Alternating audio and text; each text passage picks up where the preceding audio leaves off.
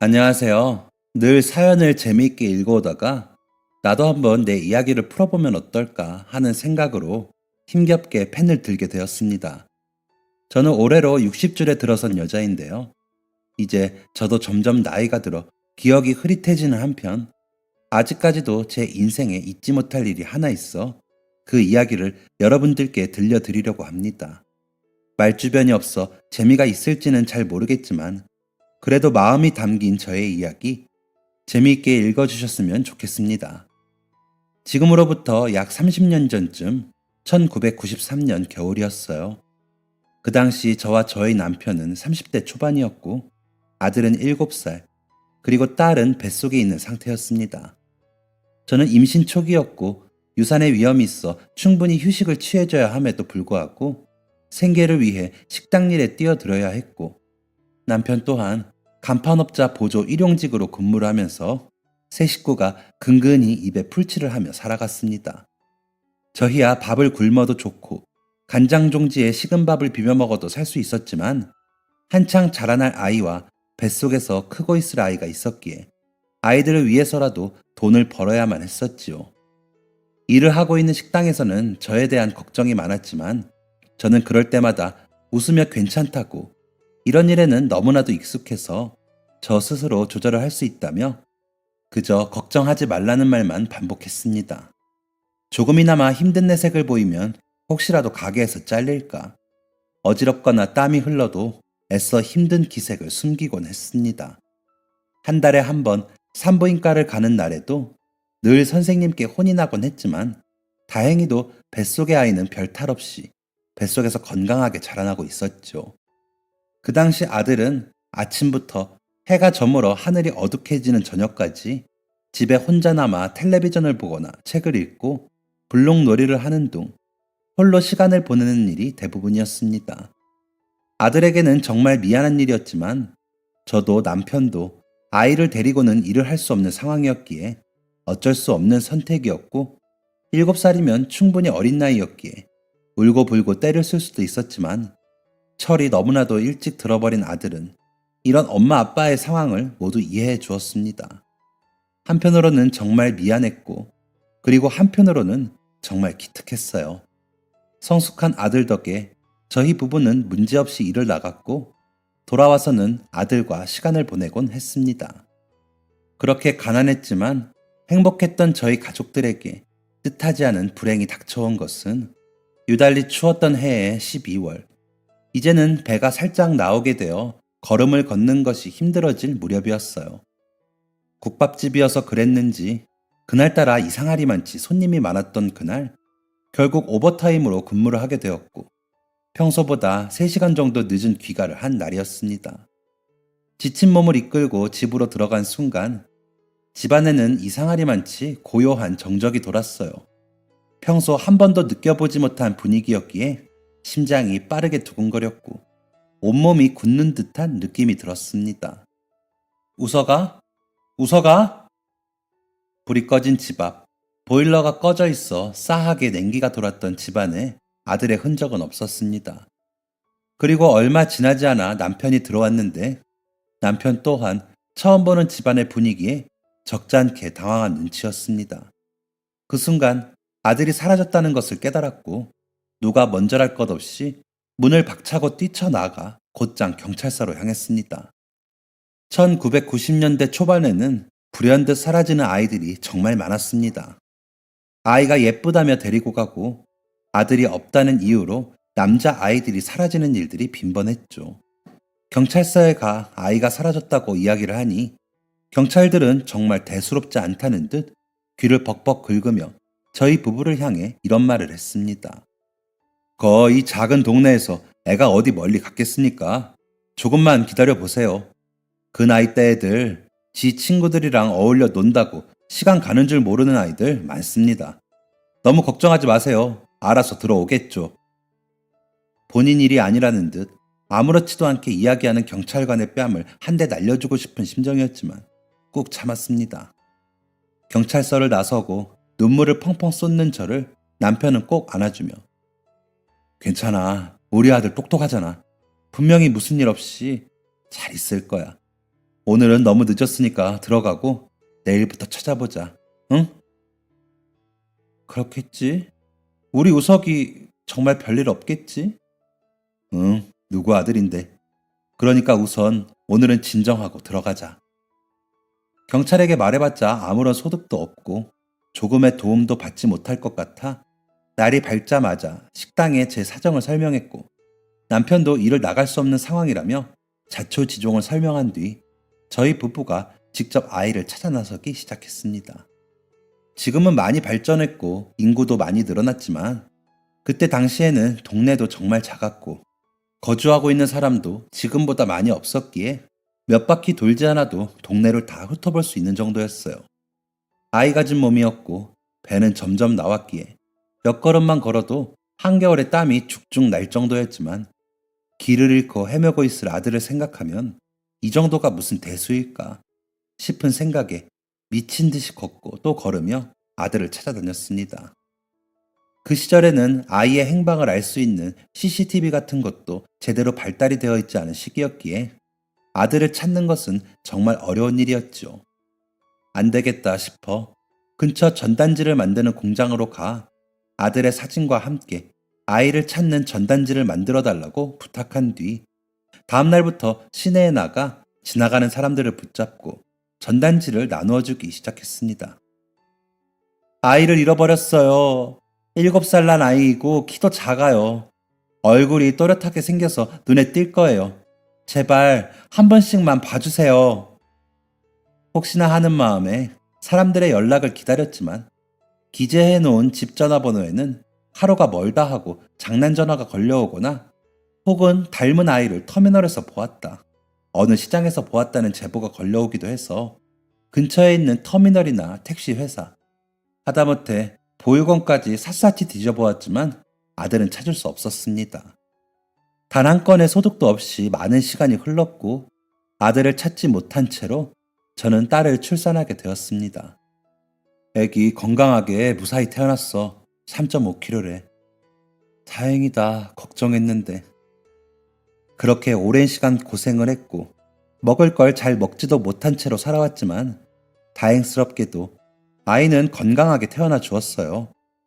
아이에게는 우경이라는 이름을 붙여주었습니다. 아이도 낳았겠다. 다른 산모들이라면 행복해하며 아이에게 사랑을 주어야 하지만 저는 사는 것이 사는 것 같지 않았습니다. 아기에게 모유를 먹이면서도 계속해서 아들 생각밖에 하지 않았죠. 아들이 사라진 그날 아이의 곁에 있어 주었더라면, 아니, 애초에 내가 식당 일을 하겠다고 하지만 않았더라면 아들을 잃어버리는 일 따위는 없을 거라 생각하며 저 스스로를 채찍질하고 자책하기 바빴습니다. 그 시절에 저는 정말 유약한 사람이었지만 남편은 저와 반대로 강인한 사람이었기 때문에 늘 자책하며 우는 저를 붙잡아주곤 했습니다. 당신 탓 아니야. 나도 우석이 잃어버린 건 슬프지만 난 세상 어딘가에 우리 우석이가 건강하게 잘 살고 있다고 생각해.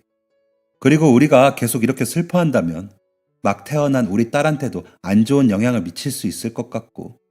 그러니까 힘들겠지만 우리 우경이를 위해서라도 조금만 더 기운내서 살자.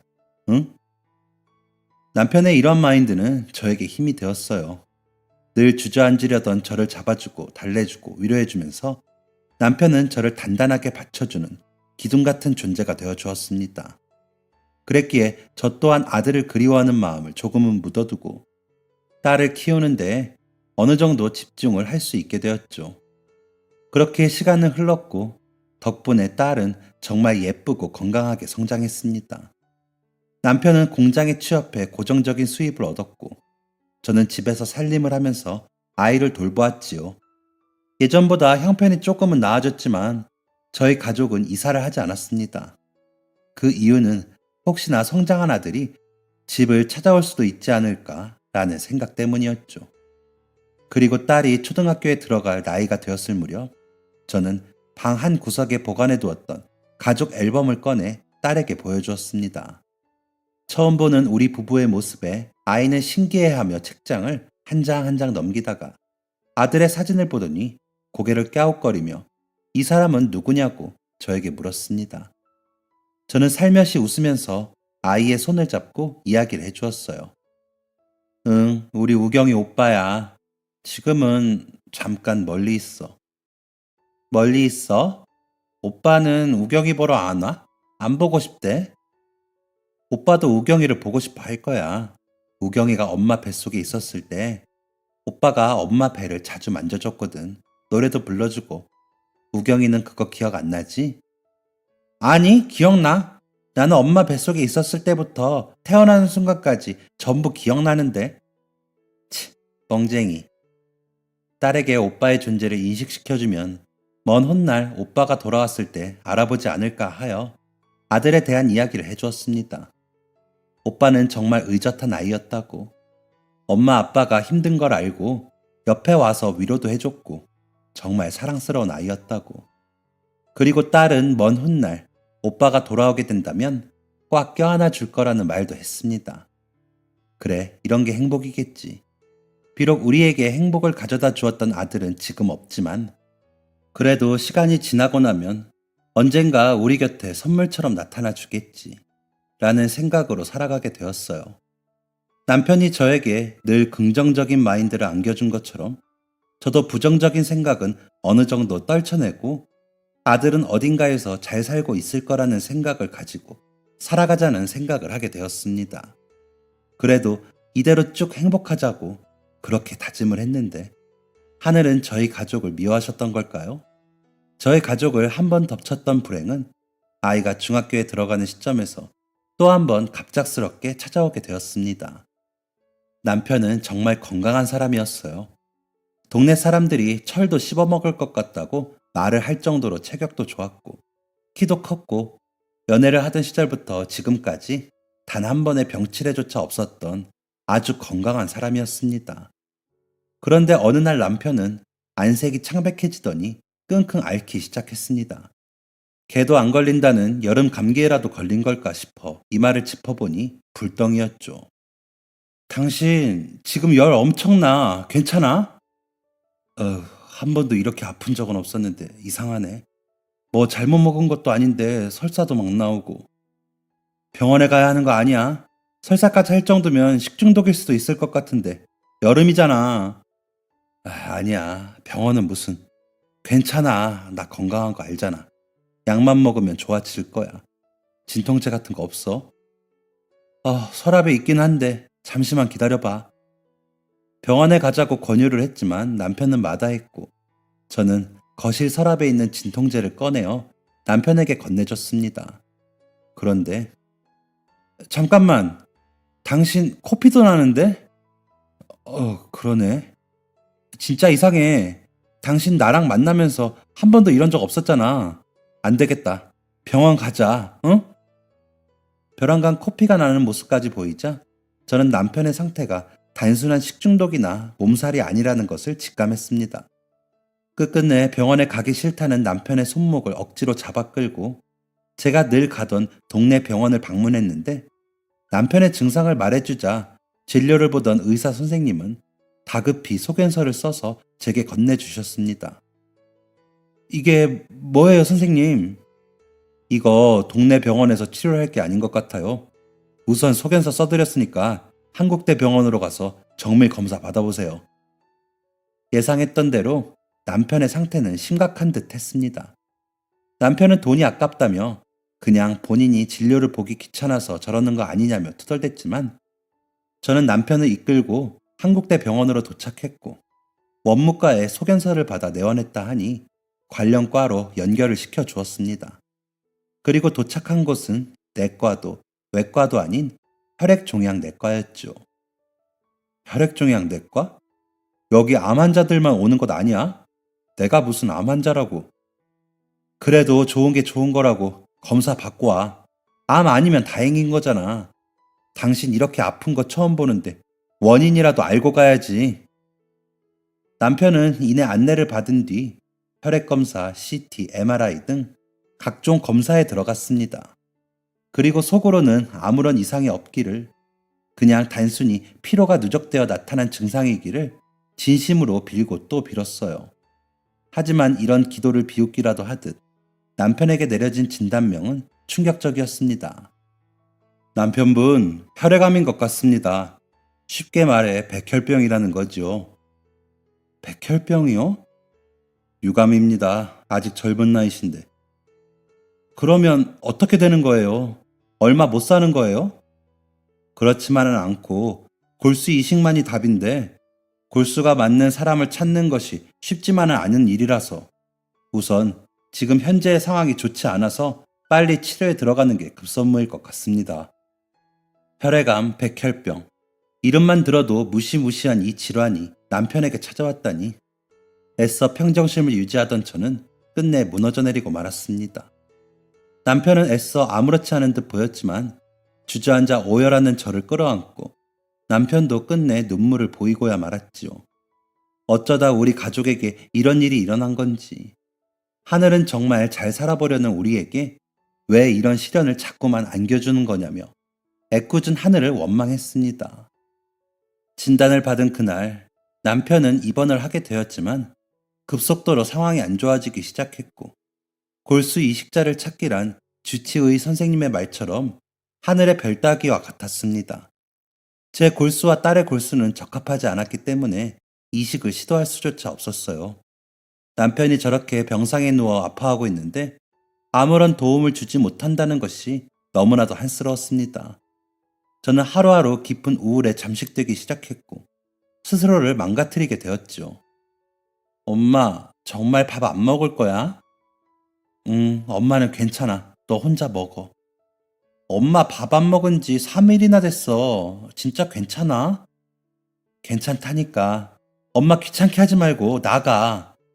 그리고 결국 그 화살은 딸에게 돌아갔습니다. 짧은 말을 거는 것조차 귀찮았고 신경질적으로 반응하기 바빴죠. 하지만 딸은 아무런 말도 하지 않았습니다.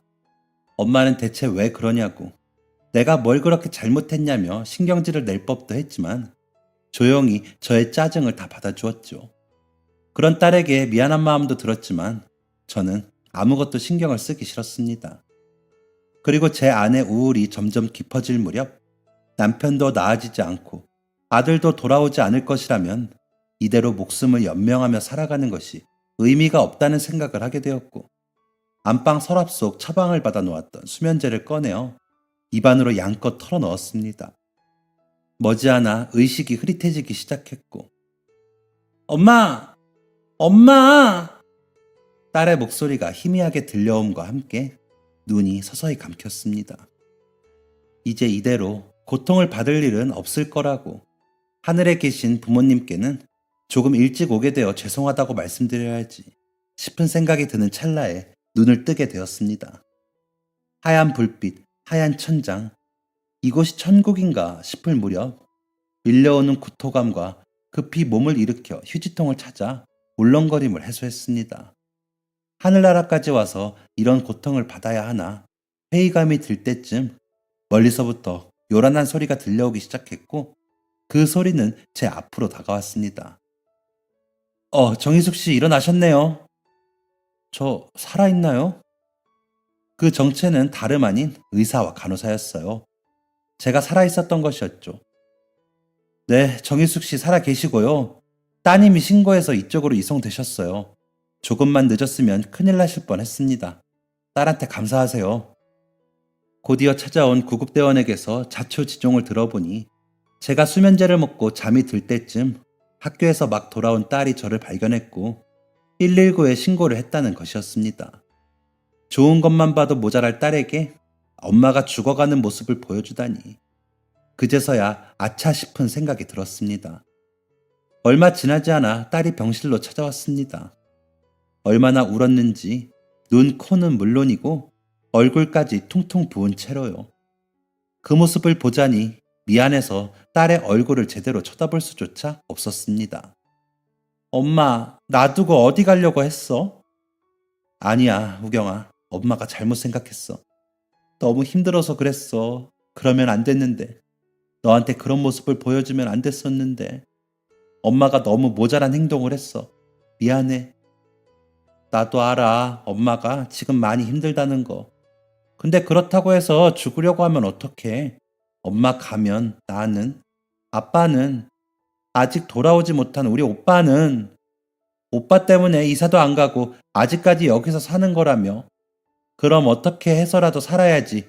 악착같이 살아서 오빠 봐야 할 거 아니야. 딸아이는 제 앞에서 목이 터져라 펑펑 울었고 저는 그런 아이를 안으며 달래주다가 함께 울어버렸습니다. 내가 너무 나약했구나. 나는 엄마로서의 자격이 없는 걸까 싶은 생각이 들다가도 지금 내가 여기서 정신을 차리지 않으면 앞으로 더 큰일이 나겠구나 싶은 생각도 함께 들었습니다. 혹시 아빠는 알고 있어? 미쳤어? 아빠한테 말할게. 말 안 했어. 아빠가 알면 엄청 슬퍼할 거야. 우리 둘만의 비밀이야. 다시는 이러지 않겠다고 약속해, 엄마. 응, 너랑 아빠, 그리고 오빠를 위해서라도 절대 앞으로 이런 생각 안 할게. 엄마 강해질게, 이제. 며칠이 지나 퇴원을 했고 딸과 저는 집으로 돌아왔습니다. 남편은 다행히도 위급한 상황은 넘겼지만 어떻게 해서든 골수 이식자를 찾아야만 했고 장기적으로 갈 경우에는 더 이상의 미래를 장담할 수 없다는 연락을 받았습니다. 골수 이식을 받으려는 사람은 넘쳐나지만 기증자는 쉽사리 나타나지 않는 상황이라 저는 애가 타들어갔지요. 제 골수가 맞았다면 그리고 딸의 골수가 맞았더라면 참 좋았으련만 그 순간 저는 저를 또 원망했습니다. 그렇게 이틀이 흘렀을까. 모르는 번호로 부재중 전화가 2통 정도 와 있었습니다. 부재중이 찍혀있는 번호로 전화를 거니 얼마 지나지 않아 한 남자의 목소리가 들려왔습니다. 네, 부재중 전화 찍혀있길래 연락드렸는데요. 아, 잠시만 기다려주세요. 이윽고 누군가가 전화를 건네받았습니다. 알고 보니 저를 이송했던 관할 소방서의 서장님께서 저에게 할 말이 있어 전화를 걸었다는 것이었죠. 다름이 아니라 저희 애들이 환자분을 이송하던 날 병원에서 환자분 사정을 듣게 되었습니다. 들으려고 들은 건 아니었는데 그게 선의의 소문이 나서요. 아, 네. 남편분이 백혈병으로 골수 이식이 필요하신 상황이라고. 네, 맞습니다. 당장 골수 이식 적합자를 찾아야 하는데 그게 말처럼 쉽지가 않네요. 저희 소방서에 장경석 소방경이라고 젊은 친구가 하나 있는데 그 소식을 듣더니 본인이 검사를 해보고 싶다고 하네요. 만약 검사를 진행해서 본인이 적합하다고 나오면 기증을 하고 싶다는 의사를 밝혔는데 어떻게 생각하십니까? 네? 정말요? 뜻하지 않은 기증 의사에 저는 망설임 없이 감사하다는 말을 꺼냈습니다. 내일쯤 병원 측에 검사 요청을 하고 검사 결과가 나오는 대로 다시 전화를 주겠다는 말을 하곤 전화가 끊어졌어요. 한껏 상기된 제 얼굴에 거실에 있던 딸은 무슨 좋은 소식이 있느냐며 저에게로 다가왔습니다. 그때 엄마 이송하던 소방서에서 전화가 왔는데 병원에서 아빠 이야기를 들었다나 봐. 어떤 소방대원 분께서 골수 이식이 적합한지 검사를 하고 적합하다고 판정이 나면 아빠한테 골수를 기증해 주시겠다고 하네. 어? 정말이야? 정말이지 그럼 엄마가 너한테 거짓말이라도 할까봐. 진짜 다행이다. 만약에 검사 결과가 적합하지 않다고 뜨더라도 그분한테는 진짜 고마워할 것 같아. 남의 일인데도 이렇게 검사받겠다고 연락도 주고. 그러니까 얼굴 보고 직접 인사해야지. 그리고 며칠 뒤 소방서에서 연락이 왔습니다. 다행히도 골수이식 검사 결과 적합 판정이 떠서 이식이 가능하다는 판정을 받았다는 소식이었어요. 짙은 어둠 속에서 한 줄기 빛이 보이는 기분이었습니다. 감사하다는 인사와 함께 병원에서도 연락을 받아 곧장 병원으로 향했지요. 그런데 의사 선생님께서는 좋은 소식임에도 불구하고 뭔가 의문스럽다는 표정을 짓고 계셨습니다. 무언가 문제가 생긴 건 아닐까 걱정이 되어 저는 조심스럽게 입을 열었어요. 저 선생님, 뭔가 문제가 있는 건가요? 아까 소방서에서는 검사 결과 아무런 문제가 없다고 이식이 가능할 거라고 이야기를 하던데. 아니요, 아니요. 문제는 없고 이식도 가능한데 좀 이상해서요. 네? 뭐가요? 앞서 보호자님이나 따님분의 경우 같은 친족임에도 불구하고 골수 이식 부적합 판정이 떴었는데 지금 이분 같은 경우 조혈모세포 이식 적합성 검사에서 혈연지간에나 나올 만한 결과가 나와서요. 자녀분 따님 하나뿐이라고 하시지 않으셨습니까? 아, 아니요. 예전에 잃어버린 아들이 있기는 한데 혹시 자식 아니에요? 타인이 이렇게까지 결과가 나오는 경우는 쉽지 않습니다. 혹시나 모르니 결과지 대조해서 드릴게요. 주치의 선생님께서 의문스러운 표정을 짓고 있었던 이유는 다름 아닌 골수 이식자의 검사 결과가 혈연 관계에서나 나올 법한 결과가 나왔기 때문이라고 했습니다. 앞서 저와 딸이 검사한 결과지와 소방관 청년이 검사한 결과지를 대조해 보더니 확연히 차이가 나더라고요. 타인이 이렇게까지 검사 결과가 일치하는 경우는 드물다고 하니 그때부터 저도 살짝 의심이 들기 시작했습니다. 우선 골수 이식을 받기 위해서는 환자의 컨디션이 좋아야만 하는데 남편이 그리 컨디션이 좋지 않고 열이 올랐다 내렸다를 반복하여 우선 골수 이식자의 입원을 먼저 진행하게 되었고 저는 청년이 입원했다는 얘기를 듣고 3층에 있는 입원실로 조심스럽게 찾아갔지요. 침대에 누워있던 청년은 저를 보고 몸을 일으켜 인사를 했습니다. 한눈에 보기에도 훤칠하고 젊은 청년이었지요. 병실은 1인실이었고 조용한 정막만이 흐르다가 청년이 먼저 입을 열었습니다. 몸은 좀 어떠세요? 괜찮아지셨어요? 덕분에요. 아이고, 고맙다는 인사가 먼저겠네. 이런 결정하기 어려웠을 텐데 정말 감사해요. 감사하긴요. 사람들 목숨을 살려주고 힘든 사람들 도와주는 게 저의 일인데요. 그 사연을 듣고 그냥 지나칠 수가 없더라고요. 그래서 그냥 머리랑 마음이 먼저 앞섰습니다. 저로 인해 남편분이 조금이라도 괜찮아질 수 있다면 그걸로 참 좋을 것 같아요. 참 착하다. 아들이 이렇게 바르게 잘 커져서 부모님이 밥을 안 먹어도 든든하시겠어요? 아, 그러게요. 하하. 부모님 이야기가 나오자마자 표정이 급격하게 굳어버리는 탓에 무언가 실수를 한 것 같아 급히 인사를 나눈 뒤 병실 밖으로 빠져나왔습니다. 주치의 선생님의 말씀 때문인지 이상하게 잃어버린 아들이 겹쳐 보이는 듯한 느낌이 들었지만 그냥 기분 탓이겠거니 생각하며 남편이 있는 병실로 돌아갔습니다. 그리고 며칠 후 남편의 상태가 호전이 되어 본격적으로 이식을 하는 날이 되었어요. 이른 아침 남편의 수술 준비를 마치고 청년을 만나러 가는 도중 환자복을 갈아입는 청년의 모습을 우연히 발견하게 되었습니다. 그런데 허리 부분에 눈에 띄는 검은 점 하나가 보였어요. 일반적인 점은 아닌 듯 했고 태어날 때부터 있는 몽고 반점인 듯 보였습니다. 그저 몽고 반점 하나라고 생각하실 수 있지만 저는 그 점을 보고 깜짝 놀랄 수밖에 없었습니다. 그 이유는 잃어버린 아들의 허리에도 똑같은 모양의 몽고 반점이 있었기 때문이지요. 몽고 반점의 경우에는 다른 부위의 점처럼 같은 위치, 같은 모양으로 나타나 있을 확률이 극히 적은 것으로 아는데 우리 아들이랑 똑같은 위치에 점이 있네. 그저 우연이겠지? 라고 생각하며 병실 문을 똑똑 두드렸습니다. 아, 안녕하세요. 오늘이 이식날이네요. 안 떨려요? 처음 해보는 수술이라서 많이 긴장되고 그럴 텐데. 아니요.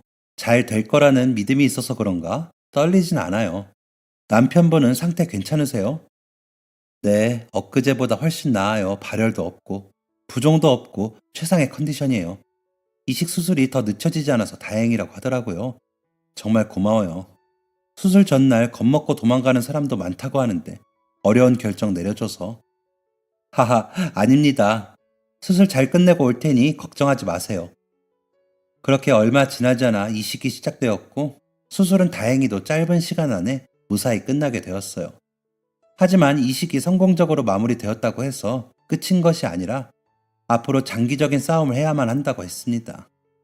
조혈 모세포 이식이 적합하다고 해서 수술 뒤에도 온전한 상태일 것이라는 보장을 할 수 없다는 것도 알고 있었기에 의사 선생님께서 하시는 말씀을 모두 수긍할 수 있었어요. 그래도 이식 중 별다른 거부 반응이나 이상 반응을 보이지 않았다고 하여 그제야 가슴을 조금 쓸어내릴 수 있었습니다. 남편은 생각보다도 더 강인한 사람이었습니다. 살고자 하는 의지가 정말 강한 사람이었기에 힘든 과정들을 정말 잘 견뎌내 주었고 백혈병 환자답지 않게 빠른 회복세를 보여주었어요. 저는 남편을 간호한 뒤 잠든 모습을 보고 다른 병실에 있는 청년에게 발걸음을 옮겼습니다. 아이고, 안 자고 있었네. 너무 고생 많았어요. 아닙니다. 고생 많으셨어요. 남편분은 괜찮으세요? 별다른 이상 반응 없으시고요? 네, 다행히도 아직까지는 별다른 이상 증상이 없어요. 저, 내가 한 가지 물어보고 싶은 게 있는데, 네, 얼마든지 물어보세요.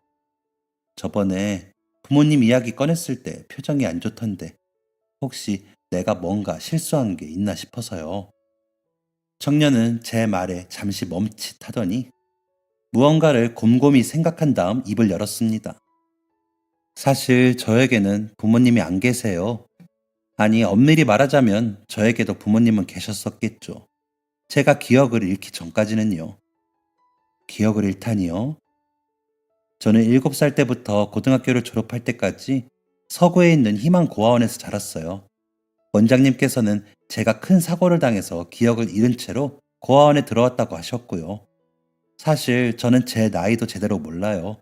이전에 기억이 없어서요. 원장님은 제게 새로운 이름과 생일을 붙여주셨고, 저는 그때부터 지금까지 장경석이라는 이름으로 살았어요. 절 낳아주시고 키워주신 부모님 얼굴도 잊어버린 채로요. 그랬구나. 어린 시절에 사고가 꽤 크게 났었나 봐요. 아직까지도 이마를 들추면 그때 흉터가 선명하게 남아있는 걸 보면 청년은 웃으며 본인의 이마를 들추었고 거기에는 크게 찢어진 흉터가 남아있었습니다.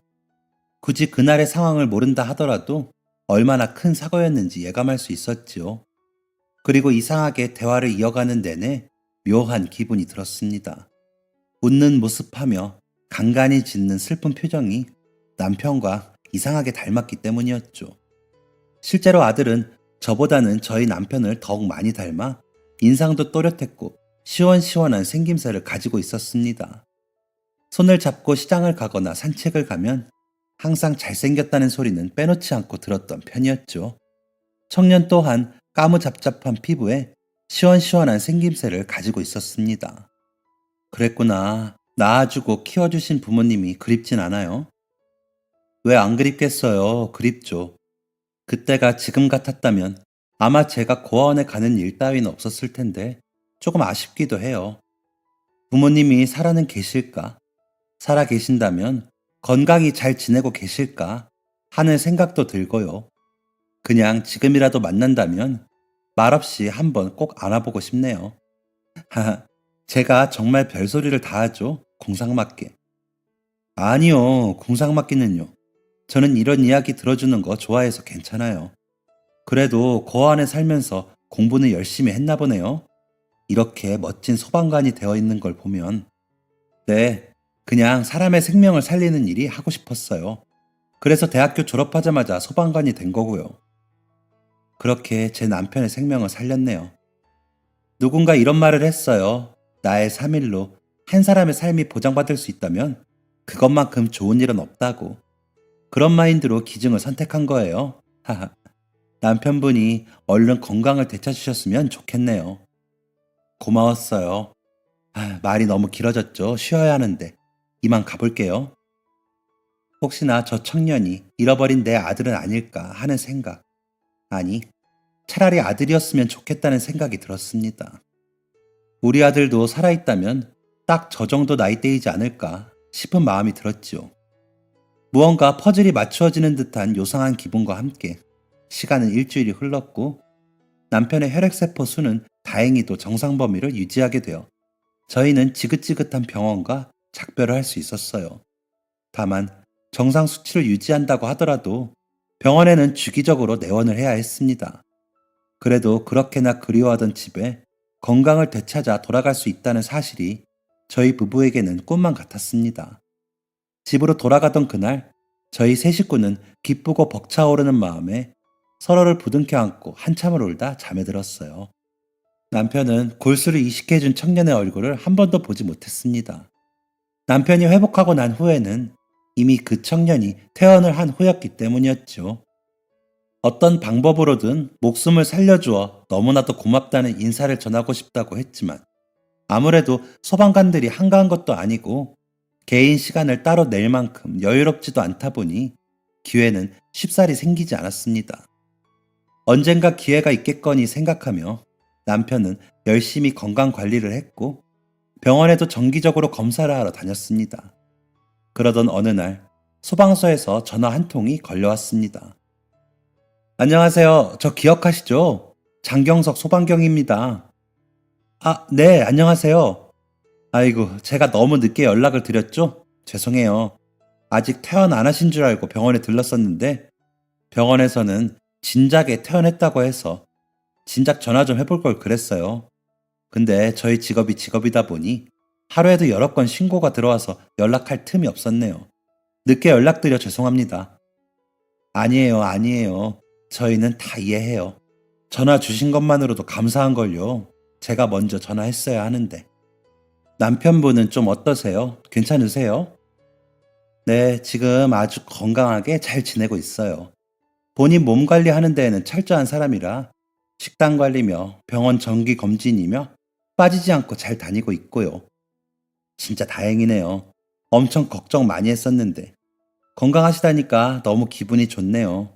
혹시 오늘 시간 괜찮으세요? 오늘이요? 네, 오늘 시간 괜찮아요. 그럼 이따가 댁에 한번 들리고 싶은데 혹시 불편하지 않으시다면 방문해도 괜찮을까요? 방문이요? 아, 네, 저희는 괜찮아요. 얼마든지 오세요. 저녁 같이 먹어요. 네, 그럼 이따 한 7시쯤 방문하도록 하겠습니다. 전화를 끊기 전 무슨 반찬을 좋아하느냐 물었어야 했는데 그걸 물을 틈도 없이 전화는 끊어졌습니다. 그냥 보통 젊은 사람들이 좋아하는 반찬으로 준비를 해야겠다 싶어 마트에 가서 장을 받고 시간은 어느덧 저녁이 되었어요. 한창 식사를 준비하는 중 누군가가 현관문을 똑똑하고 두드렸고 딸이 나가서 문을 열어주었지요. 어서 오세요. 어머, 뭘 이런 걸 사들고 왔어요. 그래도 빈손으로 오기는 뭐해서 과일 바구니가 제일 좋다길래 사들고 왔어요. 제철 과일들만 담아서 만들었다는데 마음에 드실지 모르겠네요. 하하. 처음 뵙겠습니다. 덕분에 제가 이렇게 살아있네요. 아, 건강하셔서 정말 다행이에요. 안색도 좋으시고. 자자, 우리 반가운 인사는 천천히 나누도록 하고 우선 식사부터 해요. 김치찌개 좋아해요? 네, 저는 가리는 음식 없이 다 잘 먹습니다. 다행히 제가 해준 반찬을 청년은 정말 맛있게 먹어주었어요.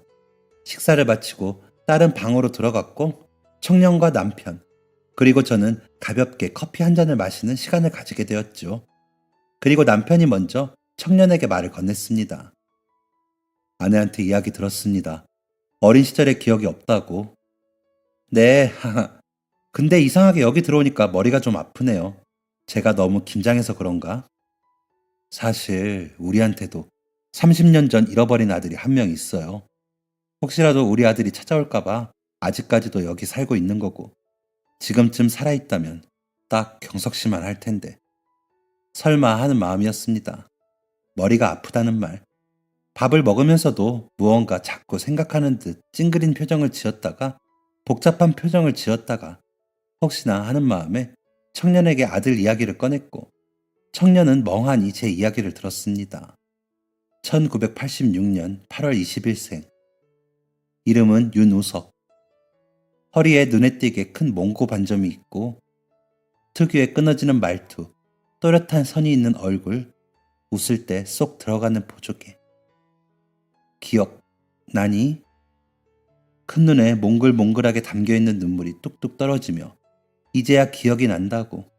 여기가 어딘지, 본인이 누구였는지, 여기에 들어온 순간 머리가 아팠던 것도 모든 게 다 기억이 나기 위함이었다는 말을 끝마치자마자 누가 먼저랄 것도 없이 서로를 부둥켜 안고 큰 소리를 내며 오열하기 시작했습니다. 죽었는지 살았는지도 몰랐던 사랑하는 내 아들. 우석이는 사고로 인해 모든 기억을 잃고 어린 시절을 고아원에서 보내며 바르게 성장해 주었고 지금은 이렇게 어엿한 소방관이 되어 아빠의 목숨을 살려준 것이었습니다. 우리의 큰 울음소리에 놀라 방문을 열고 나온 딸에게도 말을 해주었죠. 그때 엄마 뱃속에 있던 네 동생이야. 네 동생이 이렇게 컸어. 우경아, 기억나? 잃어버렸다던 네 오빠야. 오빠? 오빠라고? 진짜 오빠야? 세상에 태어나 처음 마주하는 오빠와 동생. 조금은 어색한 듯 보였지만 이내 두 사람도 끌어안고 눈물을 펑펑 쏟았습니다. 비로소 30년 만에 저희는 온전히 내 식구가 되었고 남편의 호적에 아들의 이름을 올리고 이름 또한 여태 살아왔던 이름인 장경석이 아닌 윤우석으로 돌아올 수 있었지요. 어딘가 살아있을 줄로만 알았던 아들이 바로 코앞에 있었고 심지어는 아버지에게 골수 이식까지 해주다니 참으로 드라마 같은 일들이 제 인생에서 펼쳐질 거라고 그 누구도 예상하지 못했을 겁니다. 저희 네 식구는 지금까지도 행복하게 잘 지내고 있고 남편은 백혈병을 이겨내고 다시금 건강한 삶을 되찾게 되었습니다. 제 이야기는 여기서 끝입니다. 글재주 없는 늙은이의 이야기가 조금은 지루하지 않으셨을지 걱정이 됩니다. 하지만 이 영상을 보시는 분들에게 꼭 전해주고 싶었습니다. 행복은 아주 가까이에 있고 절망적인 순간이 오더라도 절대 주저앉지 말라고 말이죠. 부디 저의 이야기를 통해 조금이나마 마음의 온기가 전해졌기를 바라고 모든 분들의 안녕을 기원하며 늙은이는 이만 물러가도록 하겠습니다. 감사합니다.